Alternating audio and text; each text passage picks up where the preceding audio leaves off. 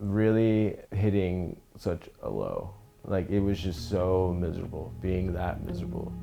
If I'd always been like a functioning addict, I don't know if I would have ever quit. Evan Carver spent 10 years addicted to opioids and 5 years homeless on the streets of San Francisco. In April, he checked into Salvation Army's Harbor Light Rehab Center. Over the 6-month-long program, he found healing through meditation and reconnected with his family, including a son he hadn't seen in 8 years. He thought I was dead and that my mom and sister were lying to him about me being alive, because there was no way that I would not be there for him. And hearing that was like, might be the most heartbreaking thing I've ever had anybody tell me. Evan's story offers a glimmer of hope amid San Francisco's relentless fentanyl crisis. But his journey from the streets to recovery illustrates just how complicated recovery can be. But most of the reasons I came down here was to San Francisco. You could get assistance down here. It was kind of like an adult playground at that point. It's one of the biggest reasons that made me last so long as an addict was all the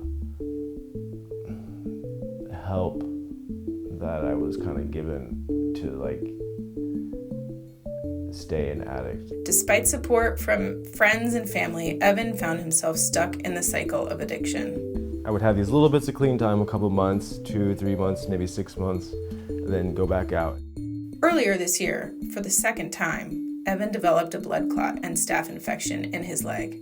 It was beet red and so swollen he could barely bend it. It circulated back to Liz that Evan's going to lose his leg if he doesn't go to the hospital, or worse. Liz Bruley runs Missing SF, a nonprofit that aims to reconnect families with loved ones on the street. Liz had been sharing messages from Evan's family with him for several years. She took him to Zuckerberg San Francisco General Hospital, where he received medical treatment for his leg. After a few weeks, he was transported directly from the hospital to Harbor Light. He spent time in recovery classes, taking methadone and meditating. For the first time, he graduated from a rehab program. It was just my mom and sister's birthday, and I got to call them for the first time and like talk to them, and that was something I haven't done in years. And they were both just like glad that like the best gift was giving them me being sober and calling them. Like I didn't have to give them anything. Like they were just happy to hear from me.